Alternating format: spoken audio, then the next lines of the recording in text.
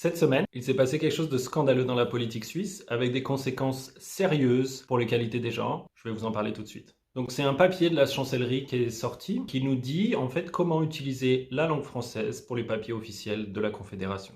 J'ai retenu 3 points. J'aurais pu en prendre plus. Alors, le premier point qui nous est abordé par la Fédération, c'est le genre grammatical qui inclut, c'est le masculin. C'est juste à l'opposé de tout ce qui est fait dans les études linguistiques. Le problème, en fait, c'est que quand on parle masculin neutre, on pense masculin. C'est aussi pour ça qu'il y a aujourd'hui plein de filles, quand on va à l'école et qu'on leur demande qu'est-ce que vous voulez être, elles ne pensent pas à certains métiers parce qu'on les a toujours masculinisés. Deuxième point un peu historique, très problématique de la chancellerie, on nous dit en fait que les premières grammaires qui traitent de cette question au XVIIe siècle retiennent l'usage le plus fréquent, l'accord au masculin. Alors ce qu'on oublie de vous dire en fait, c'est que pourquoi est-ce que l'accord le plus fréquent c'est le masculin à ce moment-là? C'est parce qu'au XVIIe siècle, on a créé l'Académie française et c'est l'Académie française qui a décidé que le masculin l'emporterait sur le féminin. L'argument qui était utilisé par les vieux hommes blancs de l'époque, c'était que l'homme domine la femme. Donc en fait, une règle qu'on utiliserait aujourd'hui, que la chancellerie nous demande d'utiliser, date de 5 siècles et est basée sur le fait que l'homme domine la femme.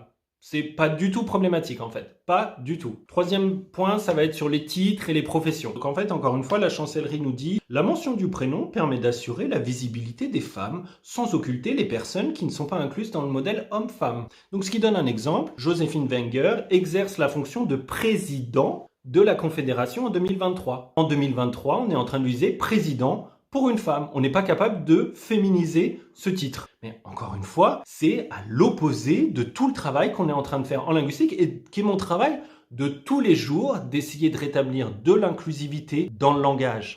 J'ai pris que 3 points, j'aurais pu en prendre plus. Si ça vous dit que j'en fasse plus et que j'aille plus dans le détail, n'hésitez pas à laisser un commentaire.